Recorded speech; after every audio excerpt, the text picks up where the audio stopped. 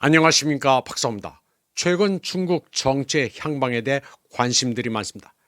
특히 시진핑 이후에 대해 미국이 관심이 많습니다.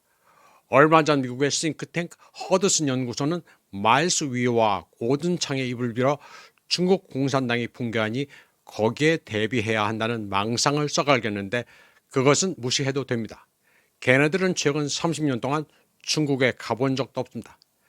당장 미국의 패권이 붕괴되고 있는 와중에 중국 붕괴를 떠드니 정신이 나간 사람들입니다. 그런데 미국의 외교잡지 Foreign Affairs가 8월 4일 아주 객관적인 아티클을 게재했습니다. 시진핑 이후 중국의 미래를 모호하게 하고 현재를 불안하게 만드는 승계 문제라는 제목입니다. 중국의 역대 지도부 승계 과정을 아주 충실하게 리뷰하면서 현재 권력 지형을 객관적으로 살펴보고 있는 양질의 글입니다. 분량이 많아 다 소개해드릴 수는 없고 핵심 내용만 간추려 전해드리겠습니다. 이 잡지는 중국에서 정치 승계 게임이 중난하이에 높고 붉은 담장 뒤에서 펼쳐지고 있어 외부 관찰자들은 무엇을 살펴봐야 하고 무엇을 기대해야 할지 알기 어렵다고 말했습니다. 그리고 중국 공산당 정치에 대한 대중의 정보가 부족하다는 것은 시 주석이 집권하는 동안 정치적 위기에 처해 있다는 잦은 소문에 시달릴 수 있다는 것을 의미한다고 합니다.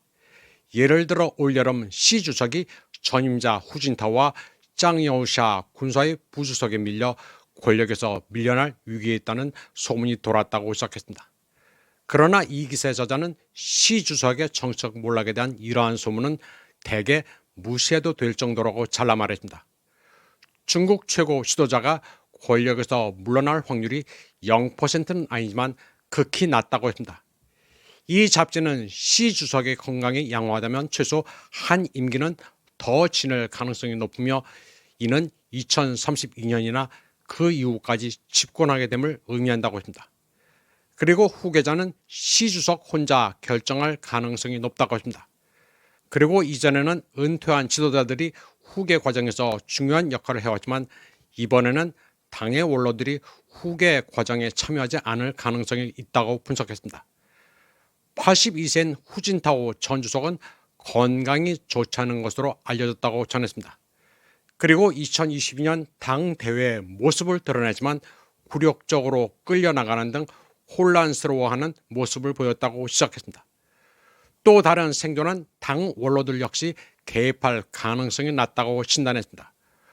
원자바오 전 총리처럼 위상이 부족한 사람들도 있고 주롱지 전 총리처럼 90세가 훨씬 넘은 사람들도 있다고 했습니다. 이 잡지는 시 주석이 후계자를 정하지 못한 채 사망할 경우 쟁탈전이 벌어질 수도 있다고 말했습니다. 중국 공산당 헌법에 따르면 지도자는 200명이 넘는 중앙위원회 전체 회의에서 선출되어야 하는데 회의가 소집되기 전에 일부 당 고위 인사들이 어쩌면 은퇴한 지도자들, 군 장성들과 협의해 결과를 미리 결정한다고 했습니다. 만약 시 주석이 갑작스럽게 사망한다면 66세 리창 총리가 자연스러운 선택이 될 수 있으나 확실한 것은 없다고 분석했습니다. 그러면서 시진핑 주석에게 가장 좋은 시나리오는 시진핑 말년에 조용히 권력 기반을 구축할 수 있는 후계자를 지명하는 것이라고 했습니다.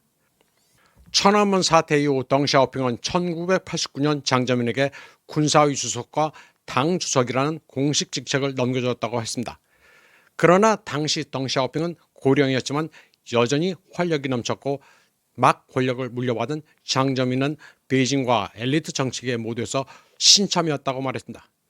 장저민의 지위, 특히 군부와의 약한 유대감은 덩샤오핑에게 지속적인 영향력을 제공했고 덩샤오핑은 말년에 장저민이 권력 초기를 잘 헤쳐나가도록 이끌었다고 시작했습니다. 초보 지도자를 경쟁자로부터 보호하는 동시에 경제 자유주의로 확고히 이끌었다고 했습니다. 반대로 시진핑 주석이 후계자를 지명했지만 권력 기반 구축을 허용하지 않거나 하면 시진핑 주석 사후 차기 지도자는 잠재적으로 혼란스러운 리더십 문제에 직면하게 될 것이며 이는 화고펑에게 일어났던 일과 유사할 것이라고 했습니다.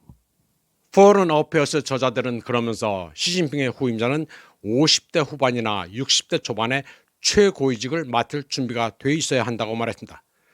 그런데 놀랍게도 현재 7인으로 구성된 정치국 상무위원회 위원 중 누구도 이러한 기준에 부합하지 않는다고 시작했습니다.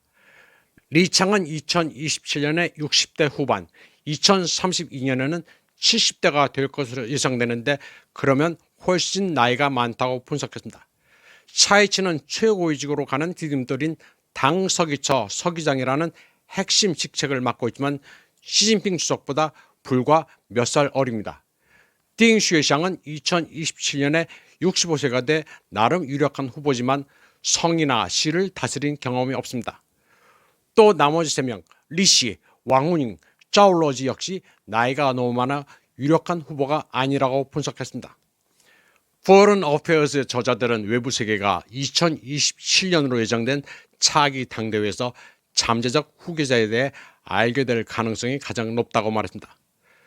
이 대회는 보통 중국 공산당이 정치국 상무위원회 개편을 발표하는 시기이기 때문입니다.